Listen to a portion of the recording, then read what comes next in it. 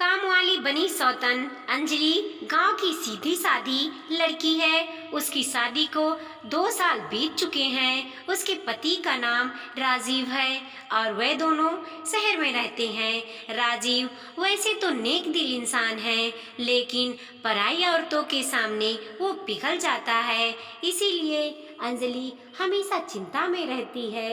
Office से आने के बाद रोज अंजलि राजीव का फोन चेक करती है। राजीव, क्या अंजलि तुम हमेशा मेरे ऊपर शक करती रहती हो? अंजलि, मुझे तुम्हारे ऊपर कोई भरोसा नहीं है।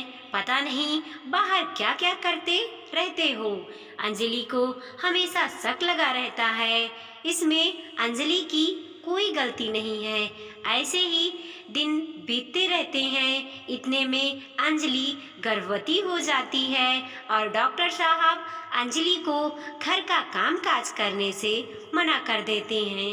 अंजलि राजीव से कहती है, अंजलि, डॉक्टर साहब ने तो मुझे कोई काम करने से मना कर दिया है, अब क्या होगा? राजीव बोला, एक काम वाली बाई रखनी होगी। तुम चिंता मत करो, मैं सब कुछ संभाल लूंगा।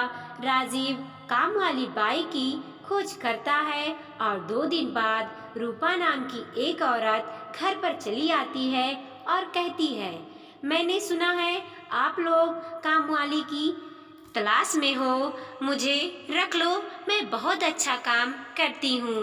रूपा की उम्र 30 के आसपास है और वह बहुत सुंदर भी है। रूपा को देखकर राजीव पिघल जाता है और कहता है, हाँ हाँ, हम तुम्हें रख सकते हैं, बिल्कुल रख सकते हैं। अंजलि, नहीं नहीं, रुको, पहले जांच तो कर लेते हैं कि इसका घर कहाँ है, ये कहाँ से आई है। राजीव, उसकी क्या ज़रूरत है अंजलि, अभी हमें काम वाली की ज़रूरत है, हम इसे रख लेते हैं। राजीव अंजलि की बात नहीं सुनता है और रूपा को काम पर रख लेता है। रूपा घर के कामों में लग जाती है, मगर उसके काम से अंजलि बिल्कुल खुश नहीं रहती है। वह हर काम आधा अधूरा करती है और काम से ज़्यादा समय सजने धजने में लगा देती है। राजीव तो बस रूपा को देखता ही रहता है। अंजलि, राजीव, अभी तक तुम तैयार नहीं हुए, आज ऑफिस नहीं जाओगे? राजीव, नहीं अंजलि, आज अच्छा नहीं लग रहा है। अंजलि आराम करती रहती है और राजीव बैठे कर पूरा दिन रूपा को देखता रहता है। रूपा, अरे साहब, क्या देख रहे हो? राजीव, तुम्हें देख रहा हूँ रूपा, तुम कितनी सुंदर हो। यह सुनकर रूपा शर्मा जाती है और कहती है, ऐसे ना बोलो साहब, मालकिन सुन लेगी तो बवाल हो जाएगा। राजीव, तो फिर आज की रात को जब तेरी मालकिन सो जाएगी तब घर के बाहर चली आना, हम दोनों बहुत गप्पे लड़ाएंगे। यह राजीव रूपा का दिल बहलाने में लगा हुआ है और उधर कमरे के अंदर बैठकर अंजलि सोच रही है, आखिर राजीव को क्या हुआ है जो रोज ऑफिस जाने के लिए मरता था, वो आज ऐसे ही घट पर क्यों बैठा है? कुछ तो गड़बड़ है। रात को अंजलि खाना खाकर सो जाती है और राजीव इसी के इंतजार में था। अंजलि के सोते ही राजीव घर के बाहर चला गया। रूपा भी चली आई और दोनों मिलकर बातें करने लगे। राजीव, रूपा, तुम्हें पता है तुम्हारे बाल बिल्कुल रेशम जैसे हैं। रूपा, ऐसा ना बोलो साहब, मुझे शर्म आती है।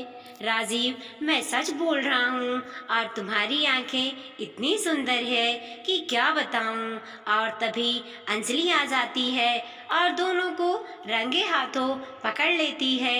अंजलि, अच्छा तो ये चल रहा है यहाँ पर, मैं सोई क्या गई, तुम यहाँ काम वाली के साथ गप्पे लड़ा रहे हो।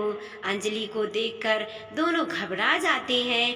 रूपा डरी हुई आवाज में कहती है, नहीं मालकिन, मेरा कोई दोस्त नहीं है, साहब ने ही मुझे बुलाया था।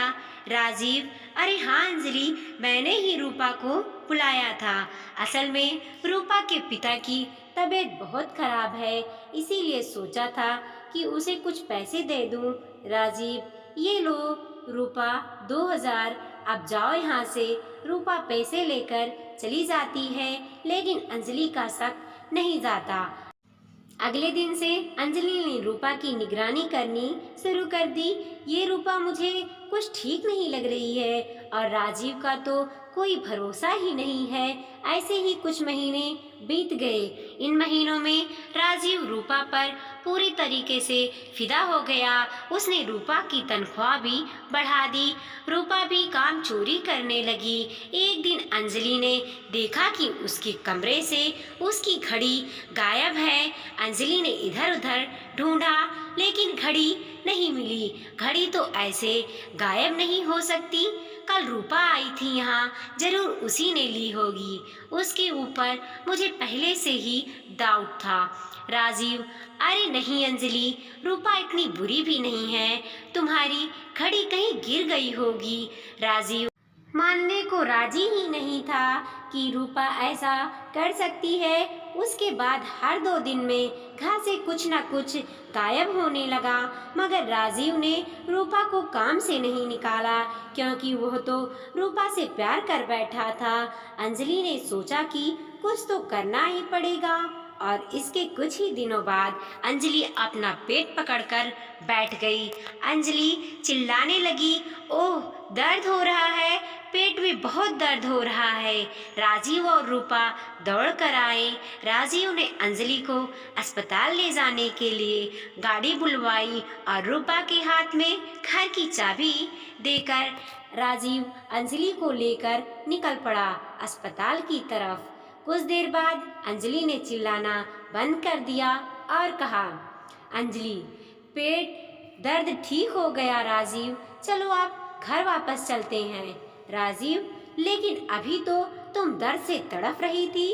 अंजलि, हाँ मगर अब मैं ठीक हूँ, अब चलो घर वापस। ड्राइवर ने गाड़ी घुमा ली। घर के सामने पहुँचते ही अंजलि ने देखा कि घर का दरवाज़ा खुला हुआ है। अंजलि राजीव के साथ घर के अंदर घुसी और उसके बाद जो हुआ वो राजीव ने कभी सोचा भी नहीं था। उन दोनों ने देखा कि रूपा घर का सारा सामान इकट्ठा करके एक पोटली में बांध रही थी। दोनों को देखकर रूपा चौंक गई। रूपा, अरे आप दोनों तो अस्पताल जाने वाले थे। अंजलि, मैंने पेट दर्द का नाटक किया था। मुझे पता था कि तुम एक चोर हो, इसीलिए मुझे ये नाटक करना पड़ा। राजीव, छी रूपा छी, मुझे तुमसे ये उम्मीद नहीं थी। अंजलि ने कहा, राजीव पुलिस बुलवाओ। रूपा अंजलि के पैर पकड़कर रोने लगी, मुझे माफ़ कर दो मालकिन, मुझसे गलती हो गई। मगर अंजलि ने एक भी बात नहीं सुनी। कुछ देर बाद पुलिस आ गई और रूपा को अरेस्ट करके ले गई। अंजलि ने राजीव से कहा, देखो राजीव, बीवी के अलावा और कोई सगा नहीं होता। राजीव ने अंजलि से माफ़ी मांग ली।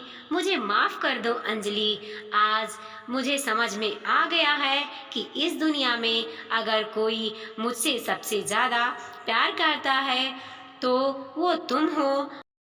आज से मैं किसी भी औरत को आंख उठाकर भी नहीं देखूंगा। राजीव सुधर गया। इसके बाद से ही उसने और किसी औरत से बात भी नहीं की। कुछ महीनों बाद दोनों को एक बेटा हुआ और सभी खुशी खुशी रहने लगे। वीडियो पसंद आया हो तो लाइक कीजिए, कमेंट कीजिए और अपने दोस्तों के साथ ज़रूर शेयर कीजिए। चैनल पे नए हैं तो प्लीज़ सब्सक्राइब कीजिए और देखते रहिए मोटिवेशनल स्टोरी।